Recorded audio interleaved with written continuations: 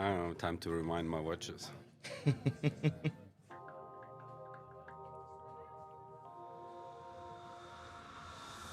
Hi and hello watch fans and welcome back to Geneva Watch Days 2025. We are here in the glass igloo outside the pavilion with Manuel Emch of Kollokium and Louis Erard. So we've got a lot to get through in a short amount of time. Manuel, welcome to the studio. How are you today? I'm very good. Thank you. Thank you guys for having me. Welcome. You keep hitting home run after home run. You respectfully democratized métier d'art, and you guys keep on going. It seems the well doesn't run dry. If I may, engraving. Hand engraving. People thought it should be hand engraving. No, but at that price, a lot of people actually challenged us, saying, "No, it can't be hand engraved," but it is. You launched this last week. 2 weeks ago, yeah, 2 weeks ago. yeah. I can't keep track of the launches anymore. I'm sorry. It's okay. I saw the intent go crazy. Yeah. What were the responses? How did it go? Well, it's gone. It sold out. Yeah. Limited. Sold 99. out. So in an era where we don't do FOMO anymore and collabs and limiteds don't really sell out, definitely not quick. Why? Value proposition. Look, I think.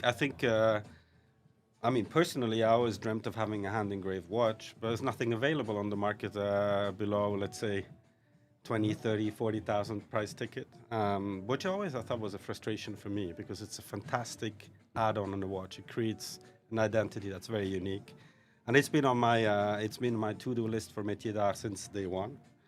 Took me a while. To find somebody who is actually willing and capable to hand engrave at a decent price. It wasn't in Switzerland, as a matter of fact, still in Europe. And it was in Ukraine, to be precise. So I bought back my karma a little bit, you know. It was very, very difficult because this is a collaboration that we started 3 years ago in the midst of the war. And it's been very, very challenging to bring over the cases to Ukraine and to make them engrave. You know, for me, it's more than a watch. It's a lifetime story. It's about resilience. It's about actuality. You can even call it geopolitics if you want. But it was wonderful, and I was very, very happy to bring it on the market. So it took us a bit of time because we also wanted to be sure that we have at least 60-70% of the watches ready, because I was sure it's going to sell out very quickly. And it did, and Maxime, who engraves them, can only do about 8 to 10 a month. So by end of the year, they're all delivered. So it's pretty quick. Yeah. But so 10 a month. So calculating quickly, if he works 8 hours a day, it's almost 16 hours a case. No, it's much more. But you misunderstand. You're too European. He works more hours a week. Look. One of the keys of success is that these guys, when they want to do something, they do it. And they've shown us a lot of resilience. Yeah. It's about 40 hours of hand engraving. Amazing. So taking a work week. Yeah, he has a bit of support, obviously, but also there's a bit of preparation work. They don't 8 hours. They don't know. They know 24 hours a day. You know, the very interesting thing at the very beginning, they obviously needed generators for electricity, and they could only access it at night because it was restricted energy. So you know, it's the whole story. It's not just the product. It's everything that goes around it. And for hi-fi fans, this is a very interesting story. How did I end up getting into contact with Maxime is through one of our clients, Mark Levinson. I don't know who knows Mark Levinson, but I think he's pretty much the pope of hi-fi. He is now in Venice. He has his new company called Hertz in Venice. He's a good friend, but also collector of mine. And when the war started, he sheltered some refugees. And since he's into watches, that's how the connection started. Amazing. One of the women showed him some pictures of a friend who was doing engravings. And that's how we started the whole story. So I think it's, beside the fact that it's a wonderful watch, it's incredible value proposition. It's also an incredible history of human. And let's talk about why it's a métier d'art and why you emphasize it's a machine. So for those that might not know engraving so much, the majority will see today's laser engraving, No. even the backside of our iPhones, for example. Yeah. Watch cases will see also laser. Back in the days, you will have a pen that engraves, either automated or steered by hand. My dad is a diamond cutter, polisher, and goldsmith. Goldsmiths know this. You have a diamond pen, Yeah. an engraved pen. Yeah. It's basically a very hard steel knife. Absolutely. And the most difficult thing there is engraved steel. They used to do precious metals. This can only be done by hand. And so imagine 40 hours long. You need to create relief, depth, because there are different depths and there is no Absolutely. regular motif in there. One mistake and you're gone. Absolutely. You can't fix it. No, you can't fix it. No. You can't. So It depends how deep you're already in the engraving. But what makes the difference, what makes it beautiful, is also the deepness of it. exactly. I mean, you could eventually do laser, but the problem is you want to have deep laser. It's probably going to take you more time to do it, and it's not going to look the same. It doesn't have that imperfection. It's perfect, but it has that little human touch that you can see. You look at it, you understand it can only be hand engraved. Wedding bands, I only let them engrave by hand because you'll wear them your whole life. They Absolutely. fade out. Absolutely. And then the artist, I'm pushing my fingers. If you can reach the silky finish, it's difficult because you have to imagine you're scraping away metal. That's what you're doing. So you have rough edges. So congrats, amazing. I also love tattooed engraved watches. Is he willing to do chapter 2? I think we eventually maybe will have to, because the demand is pretty substantial. Let's see. Have we touched on how much this watch is retailed for? It's actually it's 5,500 Swiss, 5,450 Swiss, and it's very interesting talking about prices because you may know we do a substantial part of our business online. About 40% of our annual production is sold. Our annual revenue is sold online. It's about 35% of the production, and so we do around 3,500 watches. Not that much. But we sold, and on the online majority, the biggest customer, the biggest market is the US. And we applied the tariffs. So this watch is $10,000 because the exchange rate plus the 39% tariffs plus the sales tax, depending on the state. And we sold more than usual in the US. Wow. So I think people understand that this is an incredible value proposition. You will never find a watch like this below multiples of what we sell it. Collectors that had this done off the market to their Rolexes, Absolutely. Nautiluses, that was a trend for a while. They know what they paid then and go find the artist today to do it because it's a dying profession Absolutely. as well. There are not many that can still do it. Well, I have difficulties finding them for my jewelry. I can imagine. So I know what you think, and I fell off my chair. I thought you were talking about wholesale price when you mentioned the price, and even that's low. Yeah. Yeah, but see, this it's like the wood marquetry. Obviously, it created a little bit more discussion on the forums because people just didn't believe it, especially engravers, Swiss engravers. Sorry for them. They thought it was impossible, but obviously they work differently. They work at other conditions, and that's what they offered to us. We said your price is our price, but indeed, I mean, it's probably the best value proposition that we have done so far with Louis Erard. But see, it's interesting. We also did the wood marquetry with Bastien Chevalier, which has basically two clients, us and the big house that I can't name, but that starts with a V and finishes somehow in a C, and he only makes for the Haute Horlogerie Maison. He only makes métier d'art based on complications on tourbillons, minute repeaters. And I think that kind of democratization of métier d'art is fundamental because, watchmaking is more and more about people. It's more and more about craftsmen. It's more and more about the watchmaker. We see that with the independents, the rise of the independents. And I think métier d'art will have a substantial part of this because complications have been democratized already. Today to have a tourbillon, you can have a tourbillon for 15,000. We have our Silberstein tourbillon at Louis Erard at the 15,000 Swiss. You can have it at 150 or 1.5, it doesn't matter. But people sometimes misunderstand complications because it's not just about the complications, it's how you do the complication. Whereas as métier d'art, it's full about time. It's how many hours you spend on the watch.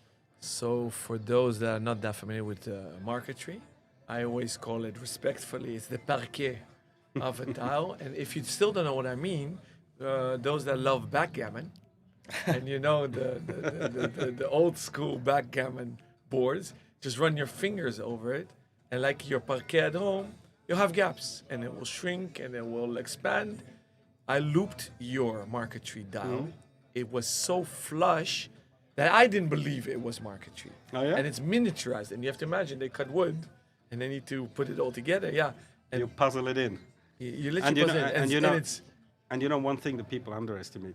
Marquetry, when it's organic forms, is easier. You see less. But when it's geometric forms, which we did, the eye will catch any imperfection. exactly. But we're talking 5 years for 99 pieces. So it gives you an. He can make 2,000 or 3,000 a month. That's it. Yeah, amazing. We have a cloth there still. lying. There's a cloth, yeah, there's a cloth on the Reveal table. it, or you want to reveal it? I'll go ahead, it's right in front of you. Go on, let's see what we've got here. I'm so curious. Please take it away. Woof. It's a killer, huh? Yeah, that is gorgeous. Let's have a look. I'll get it on the camera. Escher-esque. Well, I like Escher-esque stuff. Somebody wrote on Instagram, another Emch design. Why not? I'm pretty happy to be associated keep with Escher. going. Come on, Yeah. it could be worse. I say it as a compliment. Me too. I love geometric forms Yeah.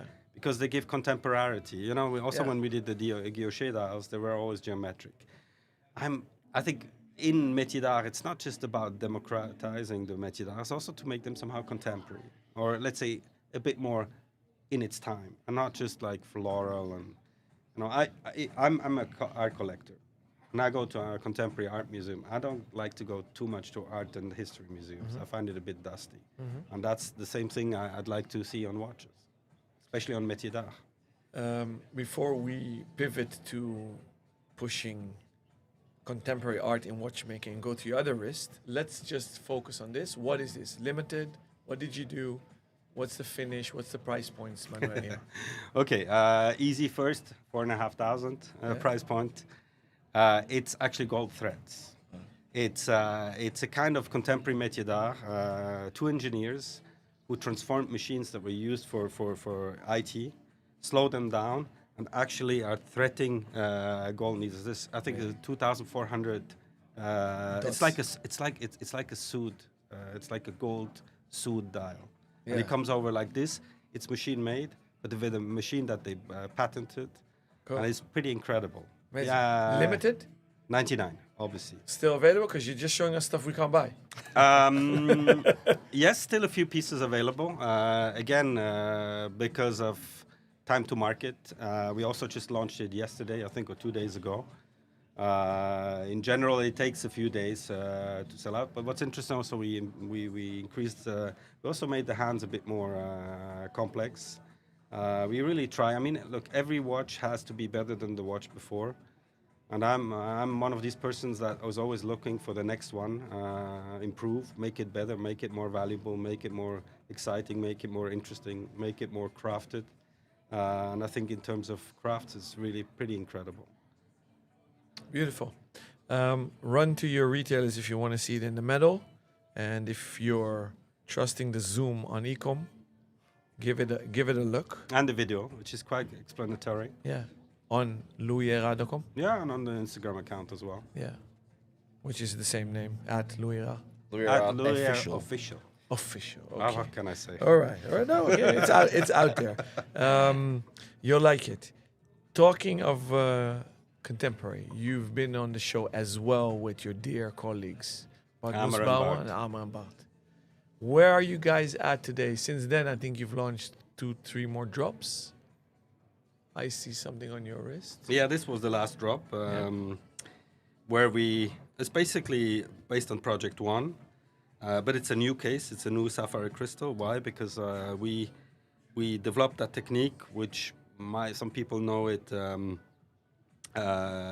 lumicast, okay, which is basically casted superluminova in ceramics. We called it Lichtblock because we redeveloped the whole thing. The initial Project One has 468 pins. This has 488 pins, so even the design is different. And each and every pin is molded and then applied. So only the I'm not even talking about the number of pins, Lumicast, but each and every pin is assembled, and the assembly of a dial is about 8 to 9 hours, just the assembly. And our Swiss supplier,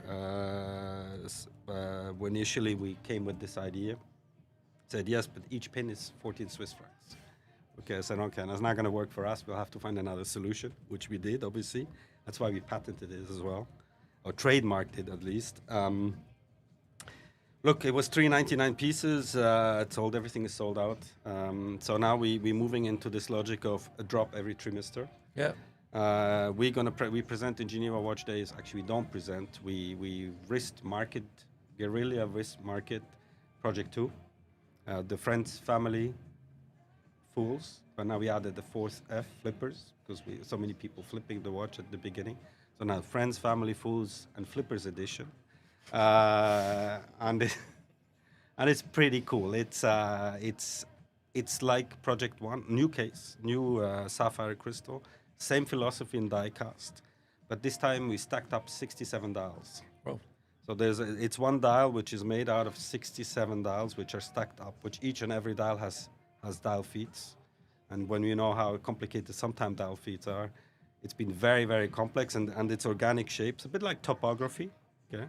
And we fill in the different topography levels, there's 9 levels, with superluminol, obviously, which we like. We have Amr, he's the loom addict. We gotta respect that. And we start with this first Friends, Family, Fools, and Flippers edition here in Geneva Watch Days, which basically go to our VIP clients. Those who really supported us from the beginning, and then there's going to be a commercial version coming in probably whenever we manage to produce them. But the idea is somehow a drop a trimester. Will you continue Project 1? Yeah, but So in parallel, there'll be. Yeah, we'll try to mitigate a little bit between 1 and 2. We also already work on Project 3 and 4. Yeah. You know, I'm a believer of product pipeline. For me, the most important in the brand is not what they do today, is what they will do tomorrow. And for me, the number one value of a company in the watch industry is its product pipeline.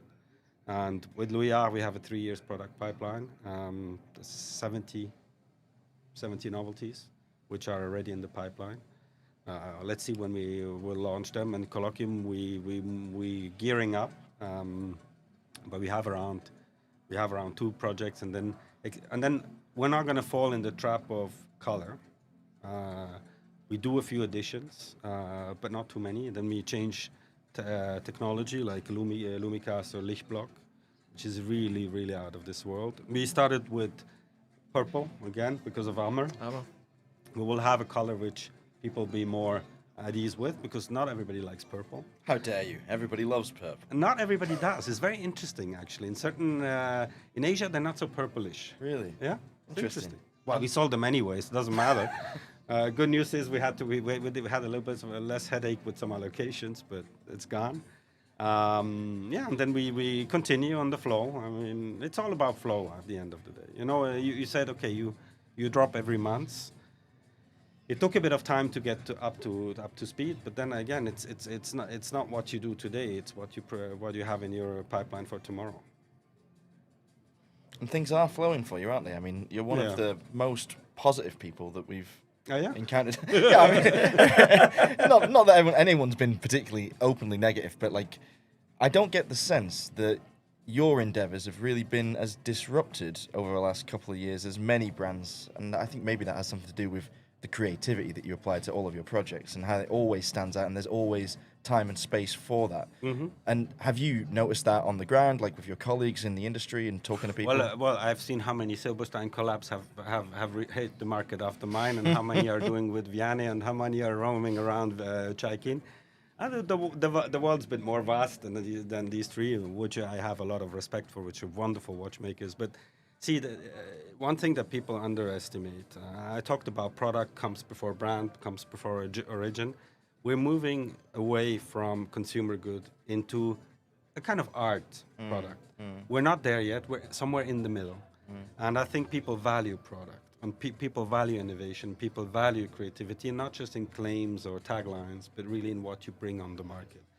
And I think, unfortunately to a certain extent, what happens today with the tariffs, the more difficult market, actually is good. It's good. It's salutary for our industry. I mean, nothing is cut in stone or hammered in stone. We're a creative industry, and what creative industry is reinventing, is creating, is innovating. And I think we've been maybe a little bit in our industry a little bit too comfortable. You get the all excitement for a small case or a colored dial. I can't get it.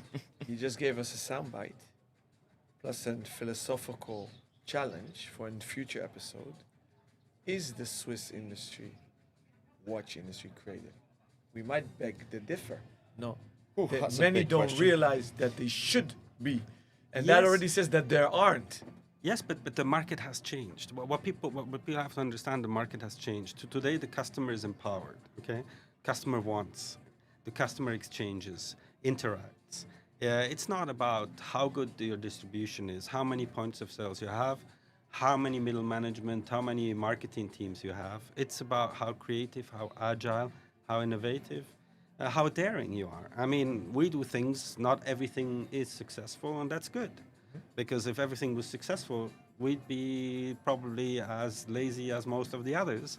Sorry for that, but it's a bit of a reality. I think what will make us successful is the capacity to reinvent ourselves. And I consider myself an entrepreneur. And anybody who's listening to this podcast, as an entrepreneur, what is life? Life is dealing with difficulties. Okay. Every day, in and out. Okay, we have a crisis, we have conflicts, we have tariffs. So what? It's part of our lives. Problems are there to be solved. Yeah, and they have, and it just challenges, and I find it exciting when the moments are a bit more interesting. Okay, to a certain extent, it seems that what we do has the resonance, the impact. People like it. But we have not won the battle. We're just there to constantly, every day, we push ourselves to do better, to take more risks, to innovate, to create. And I think that's what the beauty of our industry is. We can do that. Because again, we're not selling a consumer good anymore. We're selling more than that. I think the industry needs more people with your attitude and your mindset, to be quite honest, because yes, there are challenges that come to us, but you have to have the willingness to attack them and to go back with something worthwhile. And you have done that, and you do it relentlessly on all fronts, with Louis Erard, with Kollokium, with whatever it is that you do. There's a few others. And a few others, yeah. We need to get you back on the show again for a full hour-long episode, but we're going to let you go now because you have to continue your busy day. Thank you very much, Manuel. Thank you for having me, both of you. It is always a pleasure, anytime. If you've enjoyed this, and please like, comment, share, subscribe, you know the drill. Join us soon back in the Glass Onion for more content.